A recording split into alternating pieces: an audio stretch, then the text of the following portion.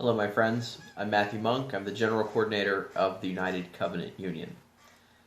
Many of you know us. The United Covenant Union is an interfaith community union. Our members are low-wage workers, informal workers who get paid in cash, housekeepers, caretakers, returning citizens, students, senior citizens, migrants, and of course, homeless families and clergy of all faiths. We are a union, but not a traditional union. We work with partner congregations, churches, mosques, and synagogues to be in solidarity with our members and support them. And we organize our members into what we call auxiliary congregations, which have weekly prayer meetings, a peer-run mutual aid program, voter registration, employment advocacy, and advocacy in the community. And the idea is the auxiliary congregations are sponsored by a partner congregation, and we are expanding the tapestry of our community and rebuilding civil society and prophetically wielding our power to transform and repair the lives of our communities. This work is done because of the labor of our chaplain organizers. That's Carol Bullard Bates, that's Harold Vines, that's Elijah McGuire Burke, all of whom have sacrificially worked for free for the last year. So I'm appealing to each of you today, anyone watching this, to contribute to our Chaplains Fund. Now what that means is, if you can contribute $250, $500, maybe some of you can give $1,000, that will help. That will go directly to the chaplain organizer of your choice, and it'll go to their compensation package directly to them, and it's all tax deductible on your end. I like to say it this way, in Exodus 18th chapter of Exodus, Jethro says to Moses, develop the judges.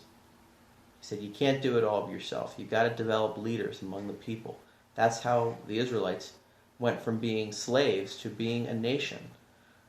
Jethro, in many ways, was the first community organizer, and really the work of developing people, developing leaders to be engaged, in the public life of their community, that is the work of an organizer. But it's also sacred work. There is sanctity and holiness in that work, and so that's why we're also, living into our faith by doing this. Elijah McGuire Burke, who's the chaplain organizer, Beloved Community Worker Center, the first organization of poor white and African American women in Kent County, the first housekeepers organization to have established a employment covenant agreement on the Eastern Shore. Elijah drives from his home in Morristown, New Jersey, to Chestertown, and he pays for his gas bill by selling his blood plasma. Harold Vines is 85 years old. He's the chaplain organizer of Jethro's Covenant Center in Northwest Washington and Fellowship of Concerned Citizens in Northeast Baltimore. At 85 years old, Harold moved into an apartment because he said, I want to spend the vibrant years of my life that I've got left working with these two congregations, these auxiliary congregations, not cutting grass or waiting for the plumber.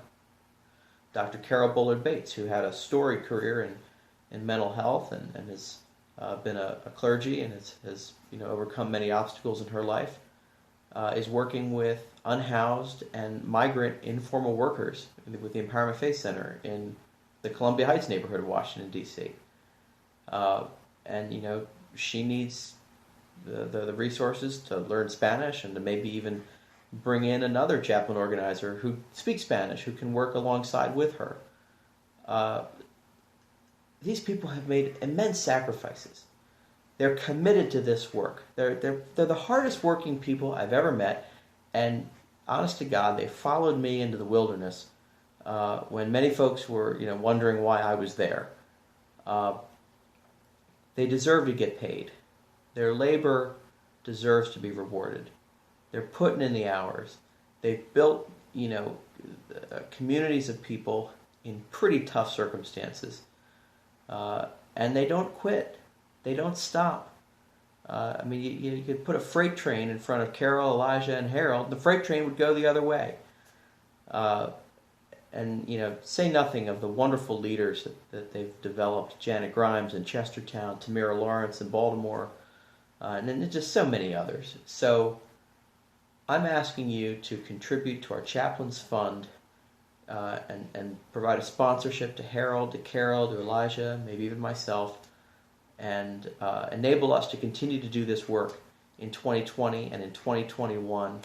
We've got some tough times ahead, but I know that if we've got this team on the case, we're going to be okay.